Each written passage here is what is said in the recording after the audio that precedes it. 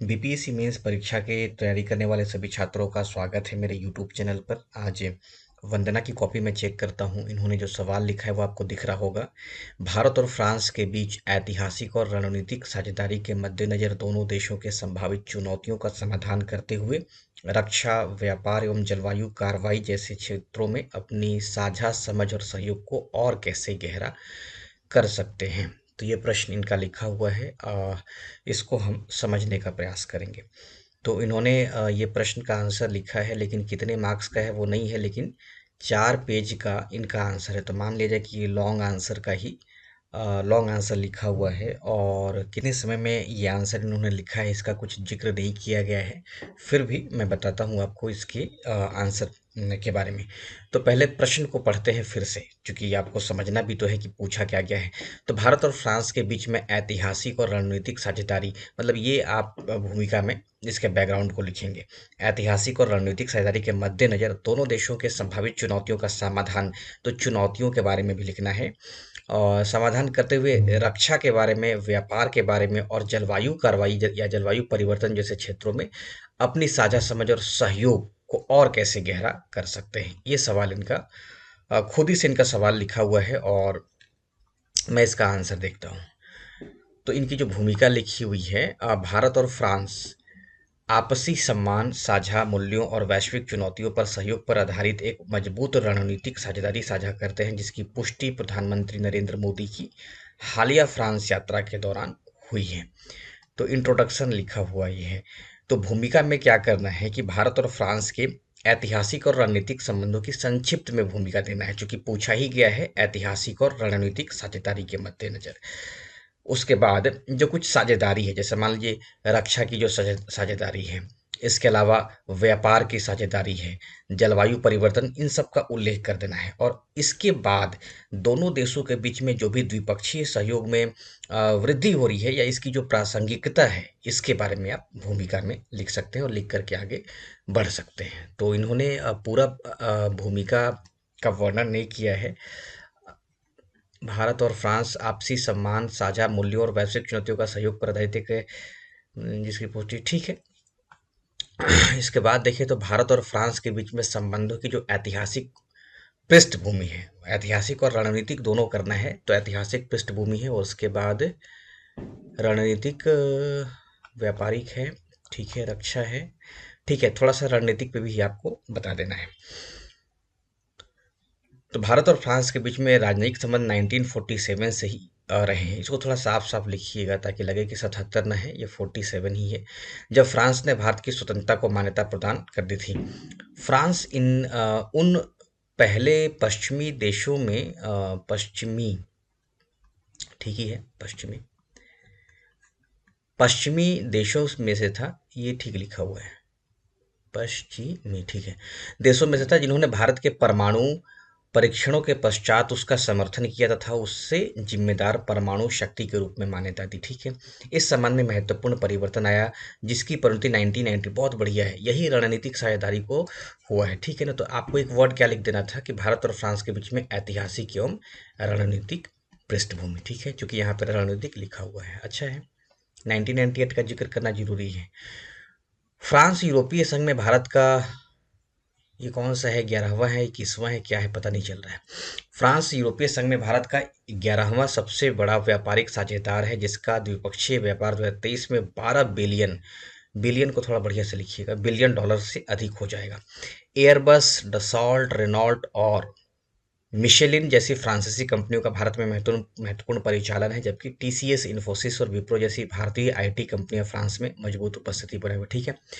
14वीं Bharat France CEO forum में प्रधानमंत्री मोदी ने डिजिटल प्रौद्योगिकी, ठीक है, हरित ऊर्जा और कृत्रिम बुद्धिमत्ता में निवेश बढ़ाने पर जोर दिया है। उसके बाद आपने रक्षा सहयोग की बात की है, ठीक है। ये वाला लगता है कि हेडिंग आपका कट गया है, इसको फिर से भेज दी कि इसमें है क्या। तो ऐसे आप स्कैन मत कीजिए कि आधा ही आए मेरे पास। रक्षा सहयोग, रक्षा औद्योगिक रोडमैप, इसका उद्देश्य सैन्य हार्डवेयर का सह डिजाइन और सह विकास करना है। उन्नत तोपखानों एवं प्रौद्योगिकी हस्तांतरण, उन्नत हथियार, भारत फ्रांस स्टार्टअप उत्कृष्टता, ठीक है, राफेल लड़ाकू विमान, अंतरिक्ष सहयोग हो गया, ऊर्जा और जलवायु सहयोग हो गया। ठीक है, भारत फ्रांस हिंद प्रशांत त्रिकोणीय दिवस सहयोग। ठीक है, आतंकवाद प्रतिरोध, स्वास्थ्य अवसंरचना और चिंता, और उसके बाद निष्कर्ष ये लिखा हुआ है। तो यानी कहने का मतलब ये हो गया कि आपने इस सवाल में आपसी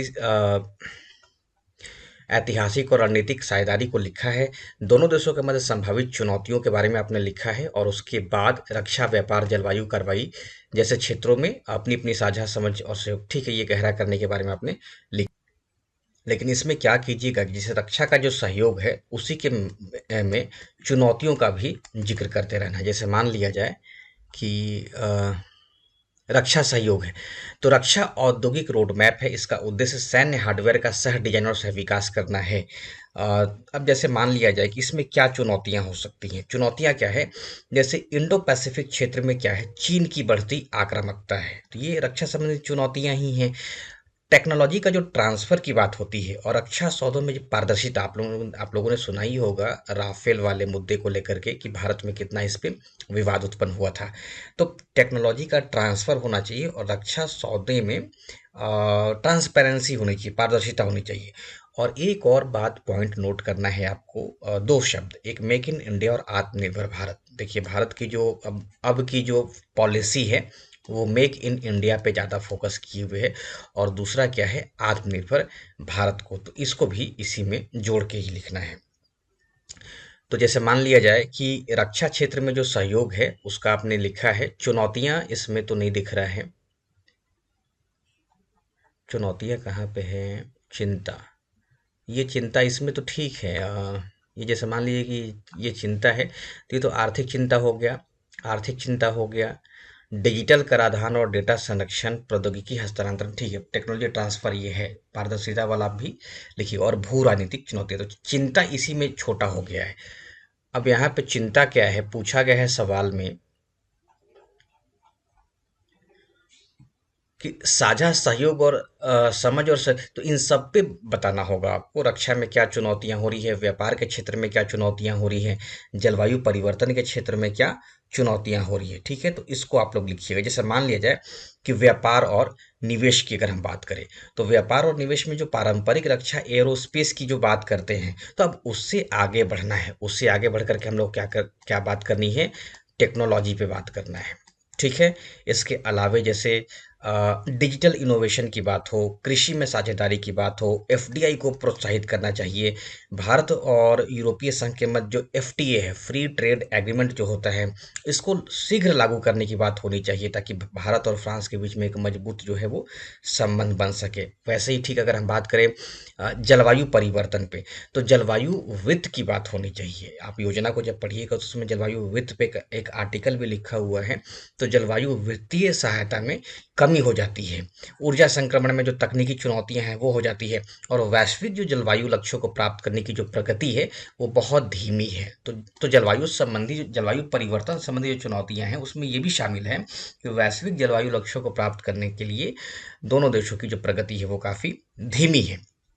अब इसमें क्या होना चाहिए, जैसे चूंकि जलवायु हो गया, तो जलवायु परिवर्तन की अगर बात की जानी अगर है यहाँ पे सवाल में, तो एक बहुत अच्छा आपको शब्द याद रखना है, अंतर्राष्ट्रीय सौर गठबंधन, इंटरनेशनल सोलर अलायंस के बारे में, चूंकि इसका जो अगुवा है, नेतृत्व करता है ना, वो भारत ही है।